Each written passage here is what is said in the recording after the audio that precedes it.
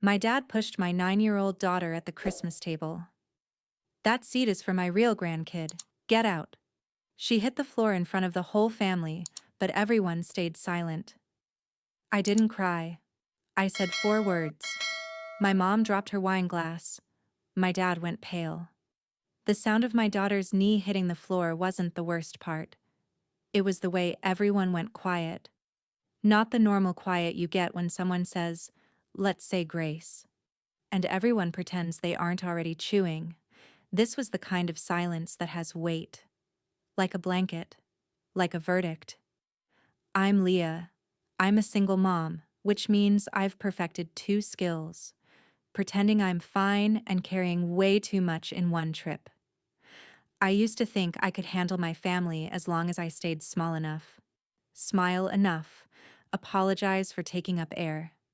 Christmas Eve at my parents' house was my annual reminder that staying small is still taking up too much space if the wrong person decides you don't belong. The dining room looked like a catalog got into a fist fight with a nutcracker. Garland on everything.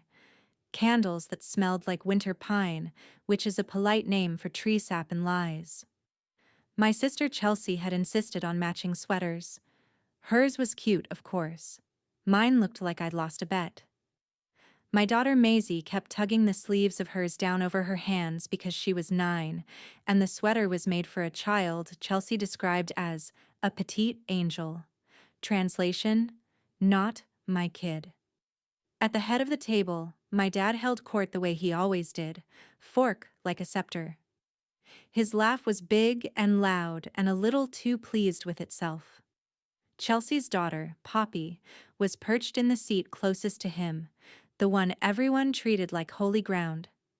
The seat that always ended up with the best plate and the first refill.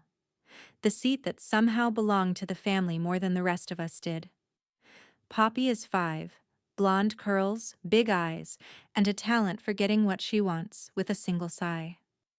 Everyone calls her Grandpa's girl, like that's a title you can win.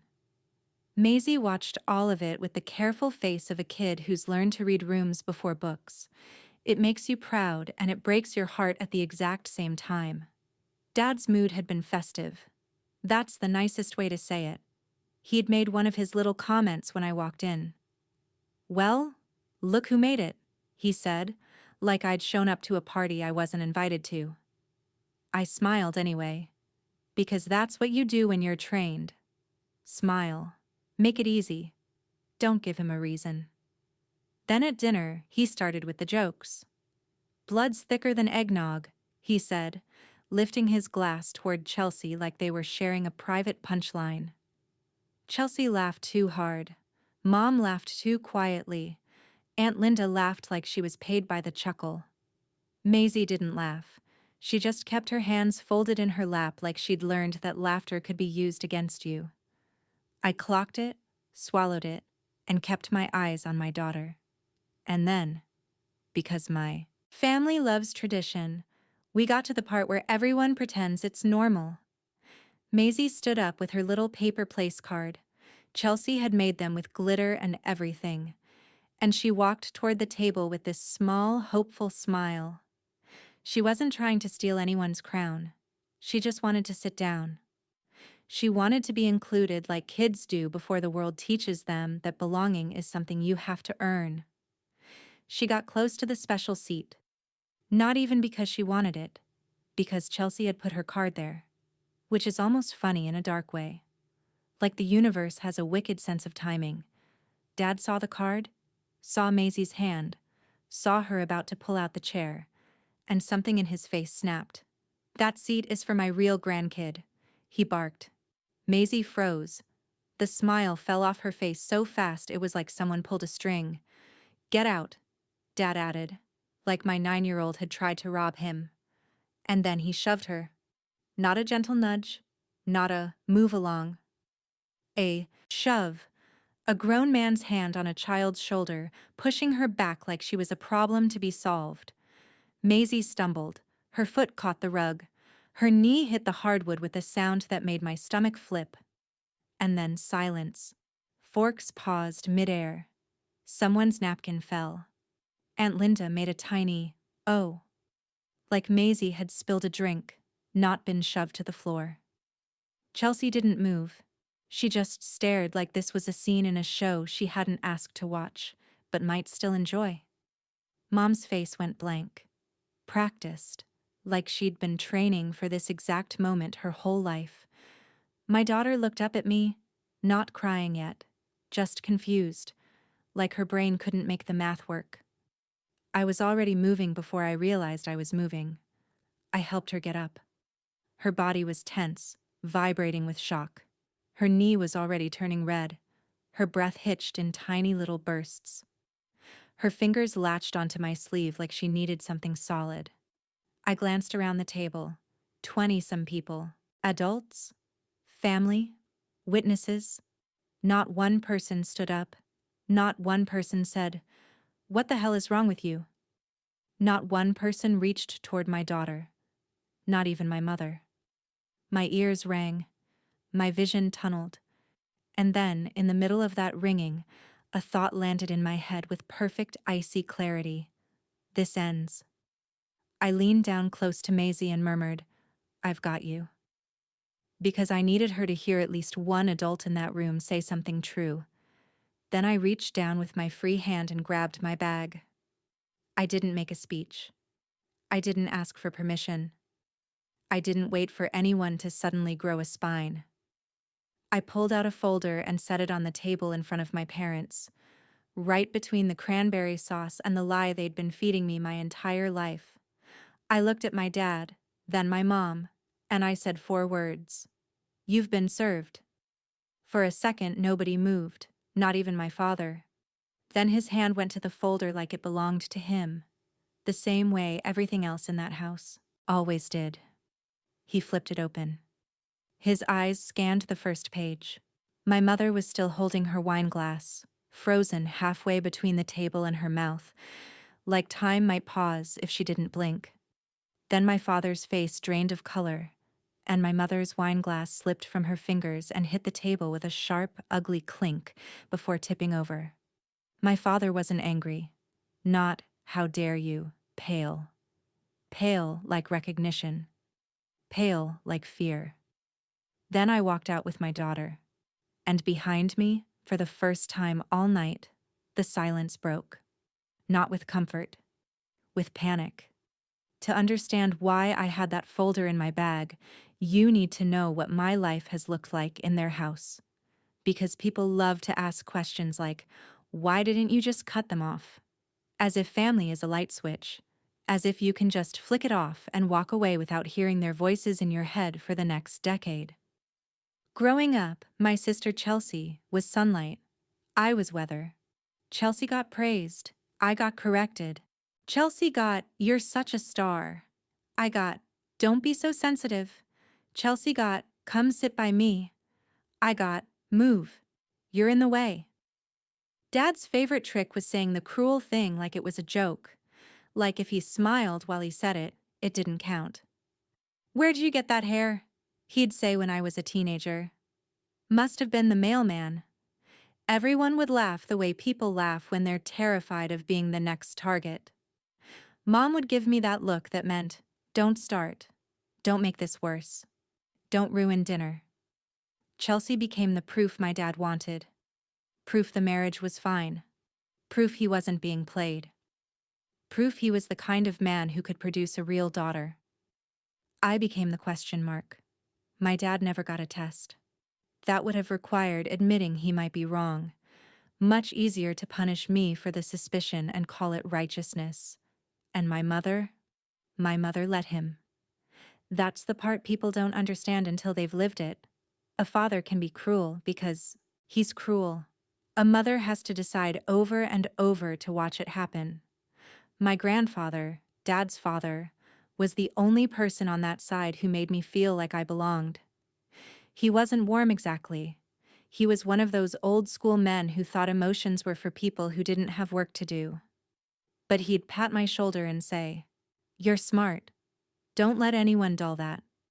He'd slip me a card on my birthday with a crisp bill inside, and tell Chelsea loudly to stop spending money like it was a hobby. When he died, The house shifted. Not with grief, with ownership. Dad became in charge of everything. Papers, accounts, decisions. I was told very casually that there wasn't anything set aside for me. That's the phrase Mom used like she was talking about leftovers. There wasn't anything set aside, she said, eyes on the kitchen counter, voice flat, like she was reading from a script. I believed her, or I tried to, because the alternative was admitting that my parents could look at me and decide I was not worth honesty.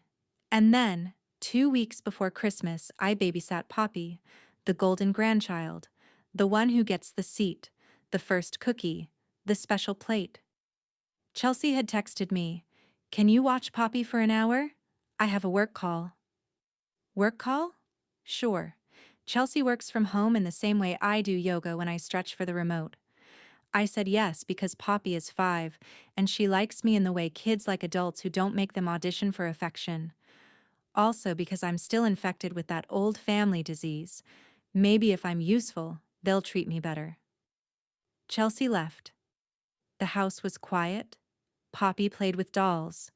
I cleaned up wrapping paper because apparently my role in that family is helper, not person. Chelsea's laptop sat closed on the coffee table, asleep, innocent, not my business. Poppy, however, saw it like a shiny, forbidden toy.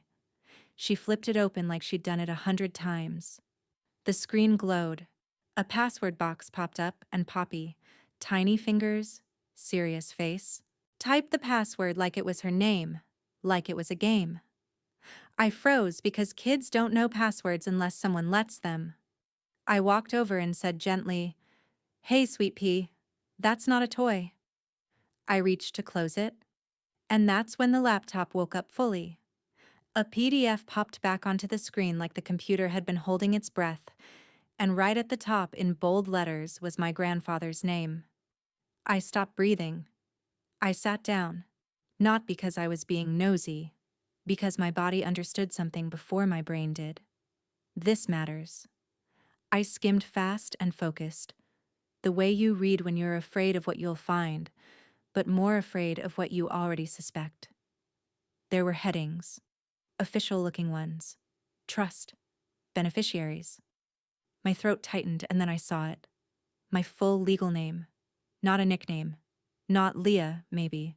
Not other child. My name. Printed. Clean. Undeniable. I scrolled again carefully, like if I moved too fast, the truth would disappear. A page titled, Distribution. Summary was half visible.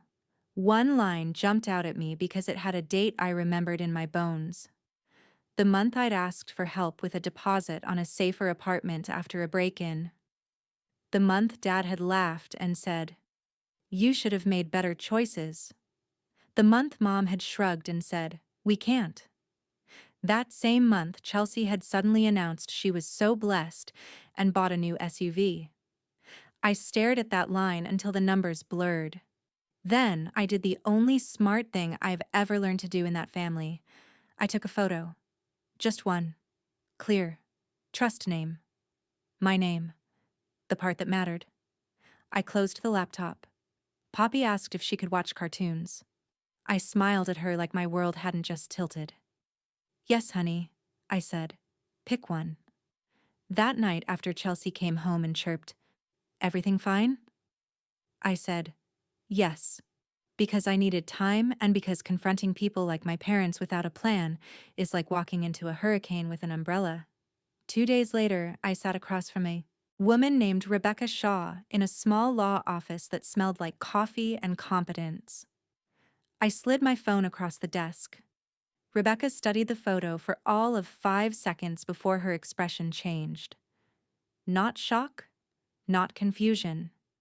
Recognition. The kind of look you give when you've seen this pattern before. "If your name is on it," she said, voice calm, "trustees don't get to decide you don't count." I swallowed. Even if they think whatever they think," Rebecca cut in. "Ink beats opinions." I didn't call my parents. I didn't ask Chelsea. I didn't clear the air. I let Rebecca do what she does quietly.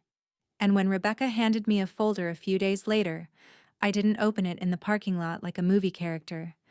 I sat in my car and stared at it like it was a bomb. Because it was. Not the explosive kind, the life-changing kind. For days that folder lived in my bag. I took it out, put it back, took it out, put it back. I told myself after the holidays. Not at Christmas. Not in front of everyone. Don't be dramatic. Don't ruin things. I told myself I could get through one more dinner. I told myself I could keep the peace. And then my father put his hands on my child. And waiting stopped being a choice. Maisie was quiet in the car. Not the normal quiet where she's plotting how to convince me that dessert counts as a food group. This was the kind of quiet that scares you as a parent because you can hear your child's little brain trying to build meaning around something that should never have happened. Her knee was starting to puff up. She sniffed hard like she was trying not to cry, like crying would make her a problem. I hated them for that. For teaching her that. I kept my voice gentle. Hey, look at me. You didn't do anything wrong. She stared out the window. He doesn't like me. My throat tightened. That's about him, baby, not you. Maisie's voice got smaller. Is it because I'm not real? There it was. The poison passed down like an heirloom. I pulled the car over for a second because I needed my hands steady. No, I said, and I made the word a wall. You are real. You belong with me. Always. She nodded like she wanted to believe me, like belief was a thing she had to earn. I drove the rest of the way home with my jaw clenched so hard my teeth hurt. Now, because I know some of you are already asking, what was in the folder? Here it is. The payoff. The thing I didn't explain at the table because my family doesn't deserve speeches. That folder wasn't a threat. It was a legal service. It was a court petition to force a full accounting of my grandfather's trust.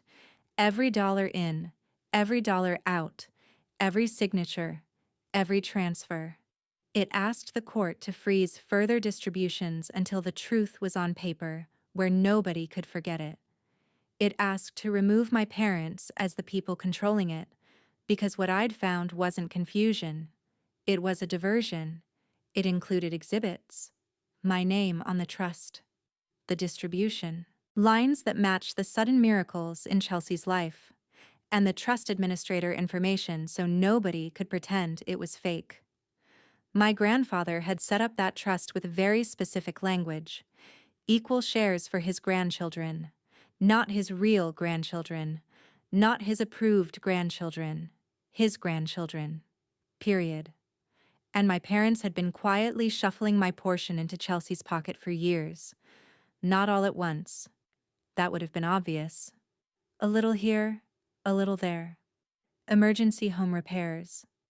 Unexpected medical bills. Chelsea's business startup costs that somehow never resulted in an actual business. They'd been so careful, so methodical. But they'd gotten sloppy too. Confident. Because who checks paperwork when everyone's smiling at Christmas dinner? Rebecca had explained it to me in her office with the kind of patience you reserve for people who've been lied to their whole lives. Your grandfather's trust was ironclad, she'd said. He didn't leave wiggle room. Equal distribution, managed by trustees, but with strict accountability rules. So why didn't anyone catch this? I'd asked. Because, Rebecca said slowly, the trustees are your parents, and the oversight mechanism requires a beneficiary to request an audit, which only works if the beneficiaries know they're beneficiaries. I'd sat there feeling stupid and angry at the same time. They just never told me. Exactly. Can they do that? Rebecca had leaned back in her chair. Legally? No. Practically? People do it all the time. Family theft is the most underreported financial crime in America, because who wants to believe their parents would steal from them? I'd started crying then. Not big sobs. just silent tears that I couldn't stop. Rebecca had slid the tissue box across the desk without comment. "What happens now?" I'd asked. "Now," she'd said, "we file. The court will appoint an independent administrator to review everything. Your parents will have to produce records. Bank, statements, transfer authorizations, all of it. Will I get the money back? Some of it. Maybe most of it. Depends on what they spent and what they can recover." But Leah, she'd met my eyes directly. "This isn't really about the money, is it?" She was right. It was about the years of being told I wasn't enough, the years of watching Chelsea get everything while I got crumbs and criticism, the years of being gaslit into thinking I was the problem.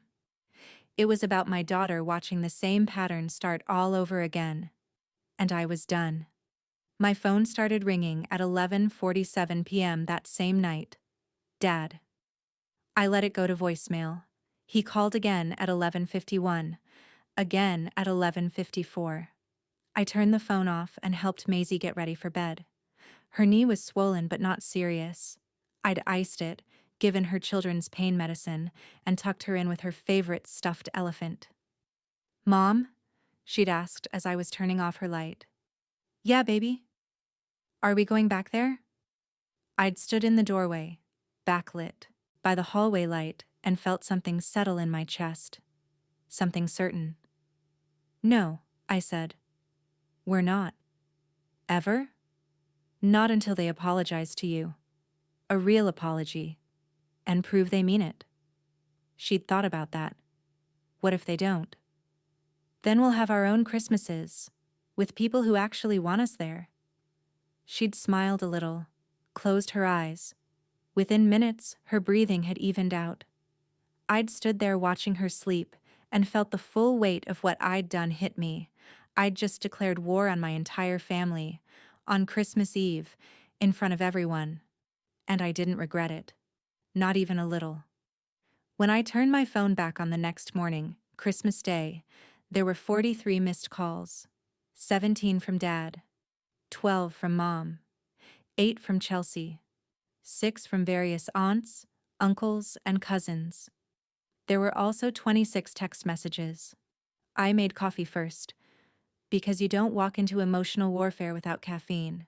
Then I started reading. Dad's messages started angry.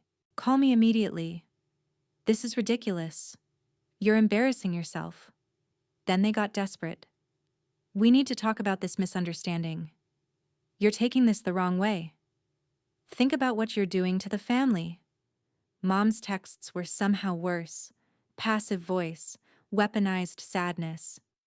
"I don't understand why you're doing this. After everything we've done for you. Your father is very upset." Chelsea's messages were the most revealing. "What the hell, Leah? You're really going to sue Mom and Dad? Over money? This is so typical of you." And then the one that made my blood pressure spike. "Poppy is traumatized from watching you make a scene." I had to put the phone down and breathe. Poppy was traumatized. Not Maisie. Not my daughter who'd been shoved to the floor by a grown man. Poppy. Who'd watched from her special seat as the adults in her life revealed exactly who they were. I didn't respond to any of them. Instead, I opened my laptop and started documenting everything. The shove, the silence, the years of differential treatment. I wrote it all down in a Word document I titled simply, "Record." Because Rebecca had told me something important. They're going to try to rewrite what happened. They'll say you're being dramatic. That you're remembering wrong. That it wasn't that bad. Write it down now, while it's fresh. Dates, times, witnesses. Make it factual.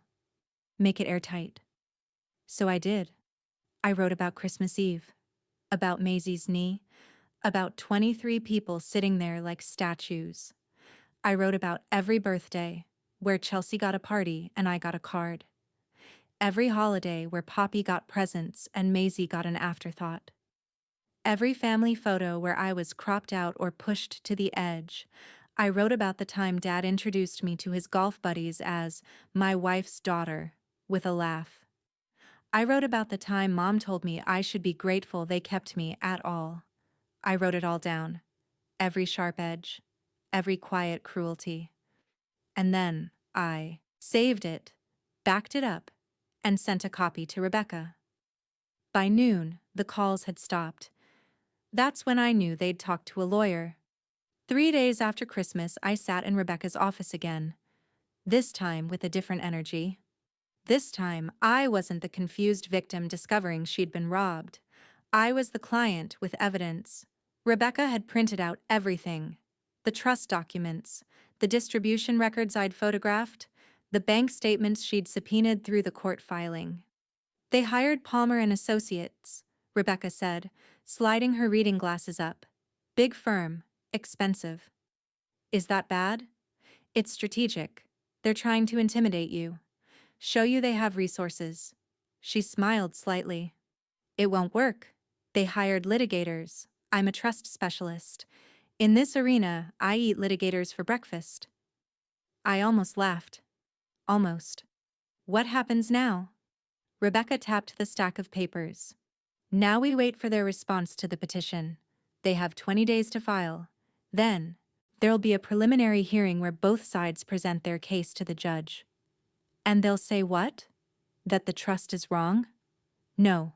They can't argue with the document itself. Your grandfather's attorney is still alive, by the way. He's 87 and very interested in this case. He remembers drafting the trust. Remembers your grandfather specifically saying, both my grandchildren. My chest tightened. Really? Really. I spoke with him yesterday. He's willing to testify if needed. He's also, Rebecca paused meaningfully, pretty upset that your parents never told you about the trust. What will their defense be then? They'll claim they were acting in the best interest of the trust, that they made reasonable decisions about distributions based on need. They'll say Chelsea needed the money for legitimate purposes. She bought a BMW. With trust money she claimed was for business startup costs, Rebecca said. That's going to be hard to justify. I rubbed my temples. This is going to get ugly, isn't it? It already is ugly. We're just making it visible. My phone buzzed. A text from an unknown number. This is your Aunt Linda. We need to talk. Your parents are beside themselves. This isn't what your grandfather would have wanted. I showed Rebecca. She barely glanced at it. Don't respond. They're going to try every angle. Family pressure, guilt. They might even try to negotiate privately. Should I negotiate? Depends. What do you want? It was the same question she'd asked in our first meeting, and this time I had an answer. I want what's mine. What was always mine, and I want it on record that they lied. Rebecca nodded approvingly. Then we don't negotiate. We let the court decide. The first crack appeared through my cousin Beth. Beth was Chelsea's age, but we'd always gotten along. She was the family peacekeeper, the one who smoothed things over, the one who believed everyone meant well. She showed up at my apartment unannounced 4 days after I'd filed the petition. I almost didn't let her in. But Maisie liked Beth, and I was trying not to let my damage become my daughter's damage, so I opened the door. Hey, Beth said, holding a coffee tray like a peace offering. Can we talk? I let her in. Sent Maisie to her room to play. Took the coffee even though I didn't trust it. We sat on opposite ends of my couch. Leah, Beth started, and I could already hear the script she'd been given. I know you're upset. I'm not upset. I'm filing a legal petition. She blinked. Okay. I know you feel like you have to do this. I don't feel like I have to. I'm doing it because it's right. Beth's perfectly kind face crumpled a little. But it's tearing the family apart. And there it was. The thing they always said. The thing that made you the problem for speaking up, instead of them the problem for doing wrong. Beth, I said carefully. My dad shoved my daughter to the ground in front of 20 people. And not one person, not one, said anything. He didn't mean, he meant it. He looked at my 9-year-old and decided she didn't deserve basic respect, and everyone let him. Beth twisted her cup. He was drunk. He's been under a lot of stress. Stop, I said, harder than I meant to. Stop making excuses for him. He's been cruel to me my whole life. You've watched it. You've all watched it, and you've never said a word. That's not fair. What's not fair, I interrupted, is that my grandfather left me money and my parents stole it. That's not stress. That's theft. Beth's eyes went wide. That's not what they said. They said there was a misunderstanding about the trust terms. There's no misunderstanding. My name is in the document. Rebecca has it. The court has it. My grandfather's lawyer remembers writing it. She sat back. Oh. Yeah. Oh. For a minute, Beth just stared at her coffee. Then she said quietly, I didn't know. None of you did. Because they lied. Chelsea said, Chelsea knows. She's been spending my money for years. The car, the house down payment, the quote-unquote business startup. All of it came from the trust. Money that was supposed to be split equally. Beth looked sick. How much? We're still calculating, but based on the records Rebecca pulled, somewhere north of $200,000. Beth's coffee cup actually shook. That's not possible. It's in writing, black and white. My parents were trustees. They had a legal obligation to distribute equally. They didn't. They gave it all to Chelsea and told me there was nothing. Why would they do that? I laughed, and it came out bitter. Because Dad never believed I was his. Because Mom chose him over me. Because Chelsea fit what they wanted and I didn't. Beth shook her head. But that's insane. It's reality. My reality. For 34 years. She was quiet for a long time. Then she said, What do you want me to do? I hadn't expected that question. Nothing, I said. This isn't your fight. But it's family. Exactly, it's family. Which means you've already chosen a side by coming here to talk me out of it. Beth flinched. That's not why I came. Isn't it? Did my parents send you? They're scared, Leah. Your mom cries every day. My mom watched my daughter get hurt and said nothing. I said flatly, I don't care if she cries. Beth stood up, set down the coffee. I'm sorry. I thought I could help. You can't. Unless you're willing to tell the truth about what you've seen. About how they treat me versus Chelsea. About the difference in how they treat Maisie versus Poppy. She looked at me for a long moment. Then she said quietly, I don't want to take sides. Then you already have. She left. I watched through the window as she got in her car, sat there for 5 minutes staring at the steering wheel, then drove away. Maisie came out of her room. Is Aunt Beth mad at us? No, baby, she's confused. Because of Grandpa? Yeah. Maisie climbed onto the couch next to me. Good. He's mean. Out of the mouths of babes. The preliminary hearing was scheduled for mid-January. The courthouse was cold and institutional. Everything was marble and echo. I wore my best interview suit. The one I'd bought when I got my job at the medical office. Professional. Serious. I wanted to look like someone who'd done her homework. Rebecca met me outside the courtroom. You ready?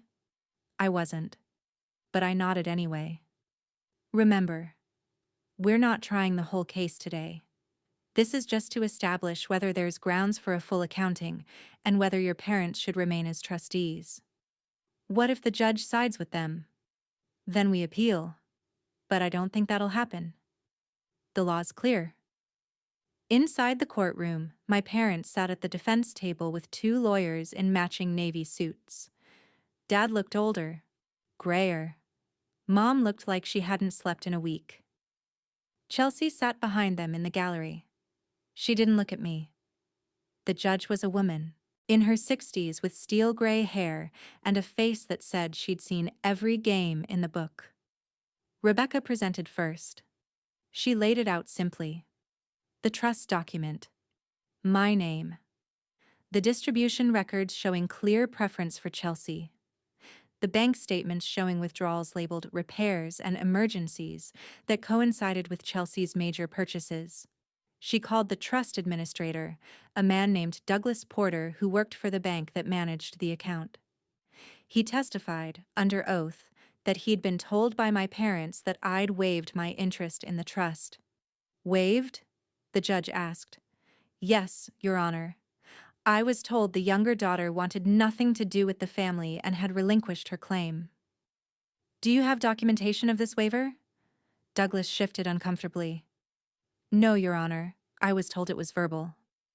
And you didn't find that unusual? A verbal relinquishment of hundreds of thousands of dollars? I was told there was family discord. I try not to get involved in family matters. The judge's expression could have frozen water. Then Rebecca called my grandfather's attorney, Mr. Harold Chen. At 87, he walked with a cane, but his mind was sharp as glass. Mr. Chen, you drafted the trust in question? I did. Can you tell the court what your client's wishes were regarding distribution? Mr. Chen looked directly at the judge. James wanted his grandchildren taken care of equally. He said, and I quote, "I don't care what their parents think or who they favor. Both girls get the same."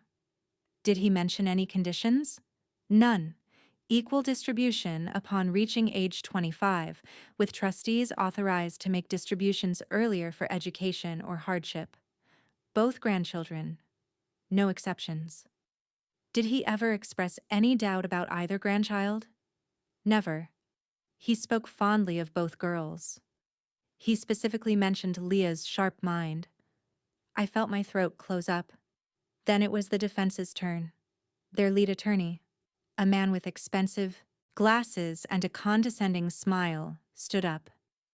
Your Honor, we don't dispute the existence of the trust or that my clients were named trustees.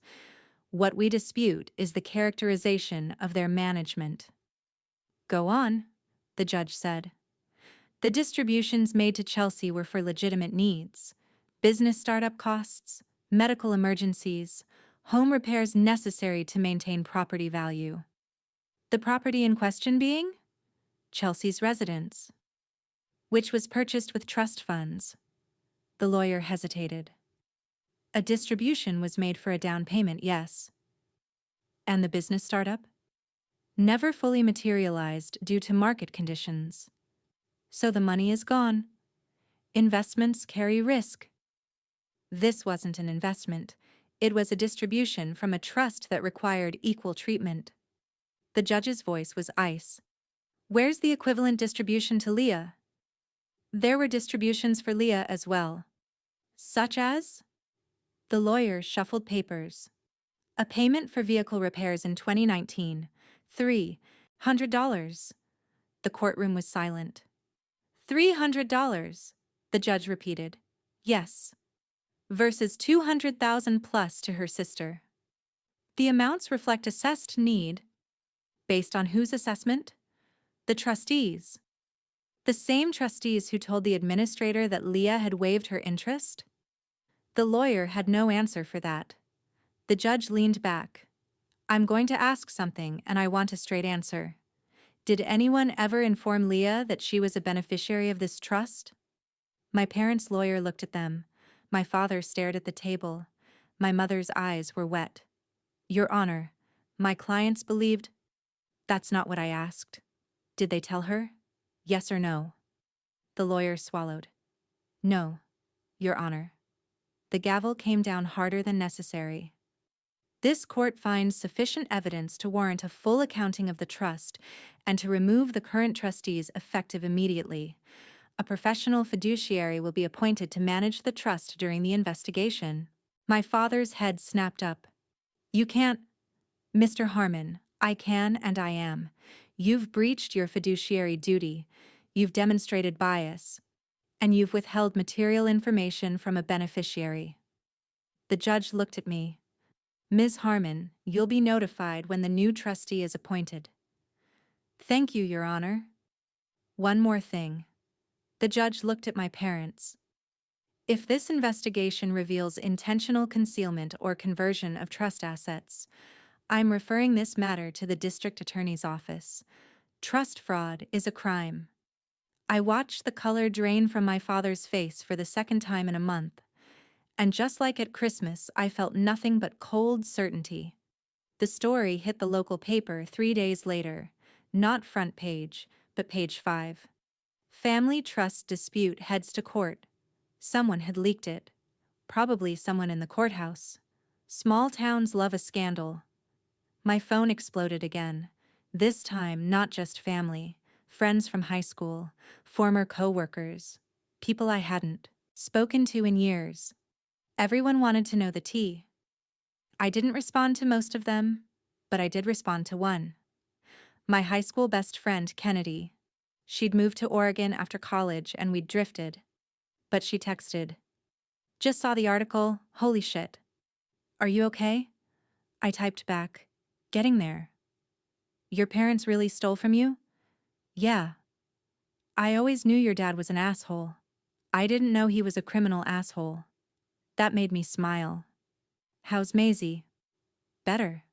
Asking questions I don't know how to answer." "Like what?" "Like why her grandparents don't love her." "Oh, Leah. I'm sorry." "Me too." We texted back and forth for an hour. It felt normal, like the world hadn't imploded. That night, Maisie asked if she could still send Chelsea's family a thank you note for the Christmas present they'd mailed. "You don't have to," I said, "but that's rude not to." "Baby, they've been rude to us." "But Poppy picked it out, she told me." Maisie held up a craft kit with rainbow beads. "She wrote the card." I looked at the card. In 5-year-old handwriting, "To Macy Love Poppy." Damn it. "Okay," I said.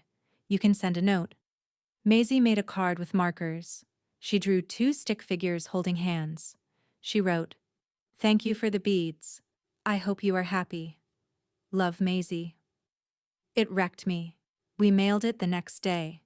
The independent trustee's name was Patricia Valdez. She was a retired accountant who specialized in trust administration. Rebecca said she was the best. No nonsense. No patience for lies. Patricia requested complete records, bank statements going back 10 years, receipts, withdrawal authorizations, distribution requests. My parents' lawyers tried to delay, filed motions claiming the requests were overly broad. The judge denied every single one. "You had 10 years to maintain clean records," she said at one hearing I attended. "You don't get extra time now." The records, when they finally came through, were damning. Patricia sent me a preliminary summary in February. Total trust value at my grandfather's death, $680,000. Current trust value, $89,000. Distributions to Chelsea, $287,000. Distributions to me, $4,300. I stared at those numbers until they blurred.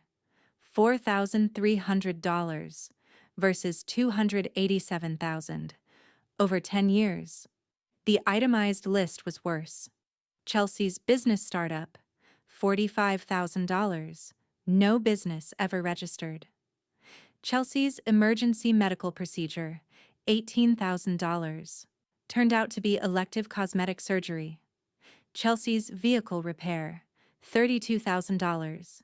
Purchase price of a BMW. Chelsea's home repair emergency, $67,000. Kitchen renovation.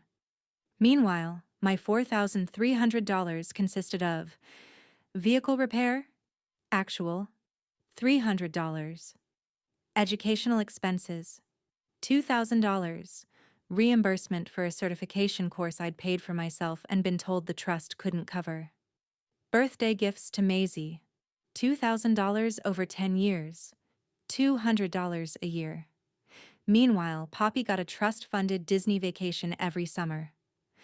Rebecca called me after she reviewed the report. This is worse than I thought. Can we prove it was intentional? Leah, they literally coded Chelsea's cosmetic surgery as an emergency medical procedure. That's fraud. Documented. Provable fraud. I sat down. What happens now? Patricia's recommending criminal referral. The DA will decide whether to prosecute. Will they? Probably. This is clear-cut, and it's a lot of money. I thought about that. My parents. In criminal court. How do you feel? Rebecca asked. Honestly? I felt tired. I don't want them in jail, I said. I want my money back. And I want them to admit what they did. We can push for restitution as part of any plea deal, but Leah, you need to prepare yourself. They're not going to admit fault easily. She was right. My mother called from a number I didn't recognize. I almost didn't answer, but something made me pick up. Leah. Her voice was small, broken. Mom, please, can we talk? Just you and me? Every instinct said no. But I was tired of running on. Instinct. Instinct had kept me quiet for 34 years. About what?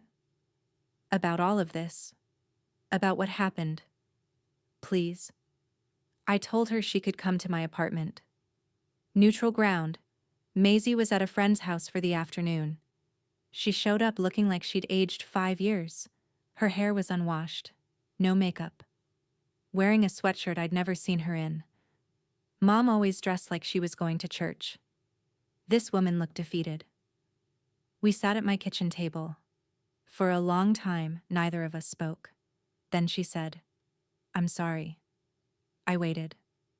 I'm sorry for not protecting you, for letting your father treat you the way he did, for not telling you about the trust. Why didn't you? Her hands twisted together. Because he was so angry. When you were born, he was convinced I'd cheated. I hadn't. I swear to you I hadn't. But he wouldn't believe me. And the only way to keep the marriage together was to prove my loyalty. By throwing me away, she flinched. I thought if I could just keep the peace, eventually he'd see. He'd realize you were his, that you were ours. Did he? He never got tested. He didn't want to know for sure. Because if you were his, he'd have to admit he was wrong. And if you weren't, he'd have to leave. So he just stayed angry. And you let him take it out on me. Tears ran down her face. I was weak. I was so weak. And I'm sorry. You let him steal from me. I know. You watched Chelsea take my money and said nothing. I know. You watched him push Maisie and you didn't stand up. She sobbed. Full body sobs. I know. I know. I know.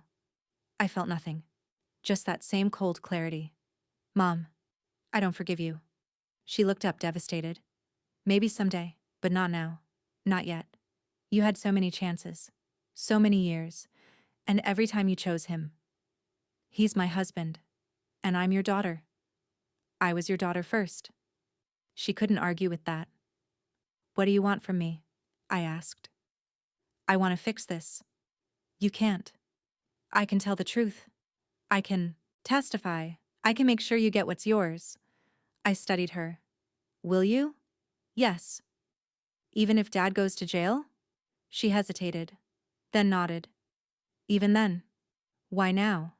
Why not years ago? Because, she said quietly.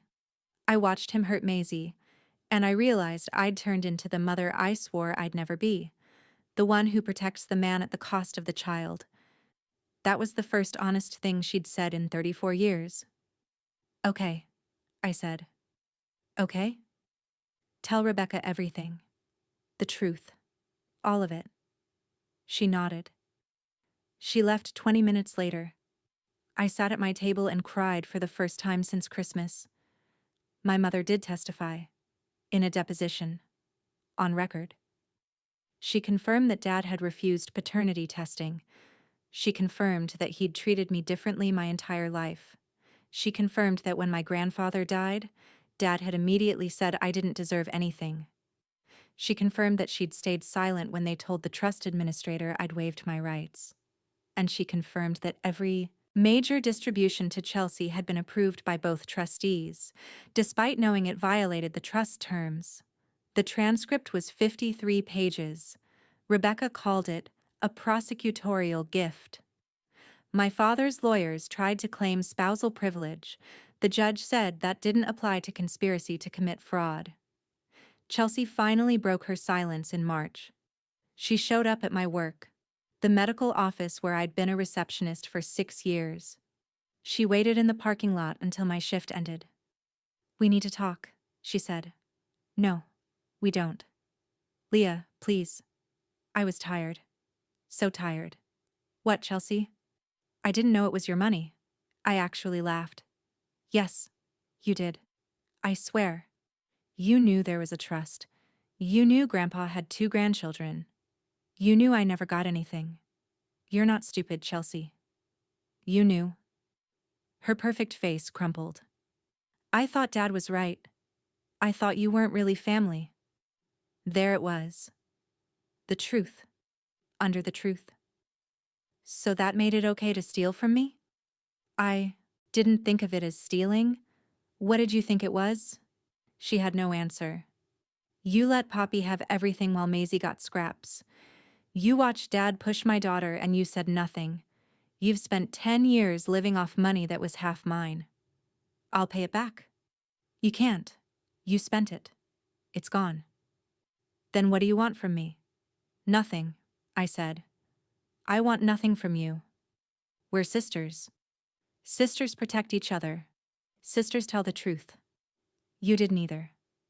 I walked to my car. She called after me. "I'm sorry." I didn't turn around. The criminal referral went through in April. The DA offered my parents a deal. Plead guilty to felony trust fraud. Pay full restitution. 5 years probation. No jail time if they cooperated. Dad wanted to fight it. Insisted he'd done nothing wrong. His lawyer apparently told him he was delusional. Mom convinced him to take the deal. In May, they appeared in court and pleaded guilty. I was there, in the gallery. Rebecca sat next to me. My father looked shrunken, ashamed. He couldn't look at me. My mother did.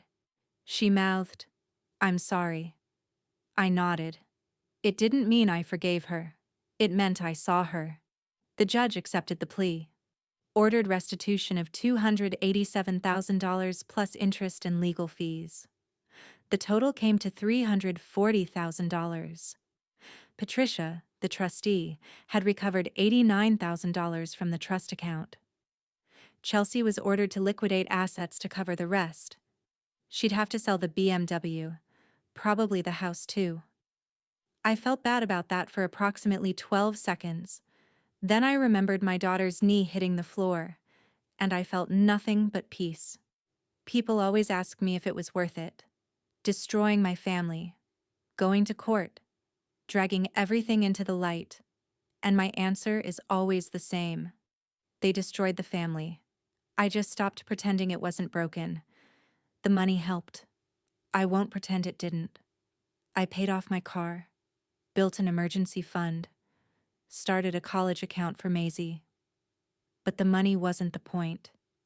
The point was truth. For 34 years, I'd been told I was the problem. Too sensitive, too difficult, too much. And it was a lie. The problem was a father who punished a child for his own insecurity. A mother who chose comfort over courage. A sister who benefited from cruelty and called it fairness. And a family who watched it happen and said nothing. I didn't destroy that. I just stopped carrying it. Maisie and I spent our first real Christmas alone this year. Just the two of us. We made pancakes for dinner, watched movies, opened presents by ourselves. It was quiet, but it was peaceful. No insults disguised as jokes. No favoritism masked as tradition. No walking on eggshells wondering when the next blow would land. Just us. Maisie asked once if she'd ever see Grandpa again. I told her the truth. "I don't know, baby. That's up to him." If he wants to apologize to you, really apologize, and prove he means it. Maybe. Do you think he will? Honestly? No. She thought about that. That's sad. It is. But we're okay anyway. Yeah, baby. We're okay anyway. Rebecca closed the case in June. The trust was dissolved, the remaining funds distributed. I got my share.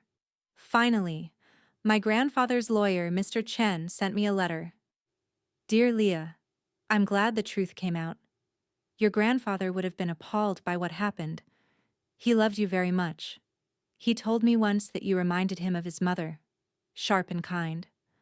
I'm sorry I didn't follow up after his death to ensure you knew about the trust. That failure is mine. I hope you use this money to build something beautiful. With respect, Harold Chen. I cried reading that. Then I framed it.